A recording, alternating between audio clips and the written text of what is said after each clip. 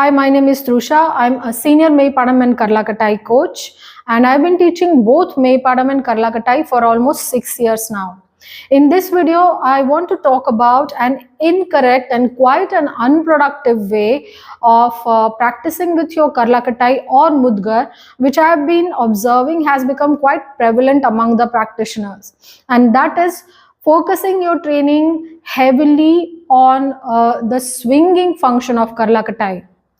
Now, there are two unproductive things that are happening here, and I think I have discussed about this in one of my previous videos also while explaining about body rotation. So the first thing is, since your training is heavily focused on swinging, you're constantly taking help of the momentum generated by swinging to move your Karlakattai, and hence you are missing out on the essential part of the practice, which is building musculoskeletal strength, which is not going to come if your practice focuses heavily on swinging Karlakattai. The second thing that is going to happen, and especially if you are a beginner, it increases the chances of injuries.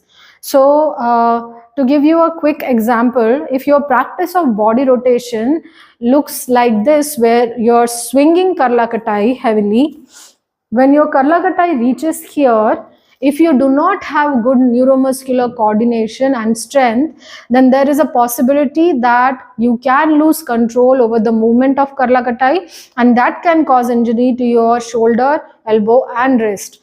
So just now we saw how these unproductive things are happening if your training is focused heavily on the swinging function of Karlakattai.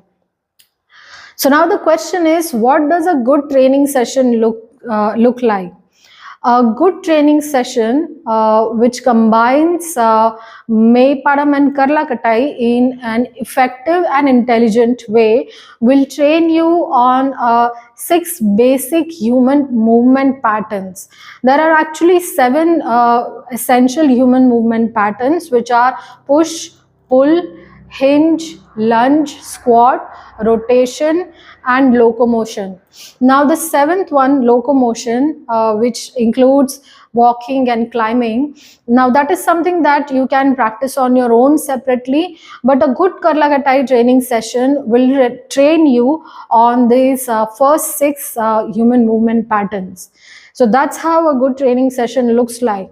And if you are interested in training correctly, feel free to get in touch with us and join any of our online training. And if you are interested in teaching Karlakattai properly, then get in touch with me for the next teacher training course, which is starting from 27th April. So if you found this video useful, please share it with other practitioners also, and I will see you in the next video. Thank you.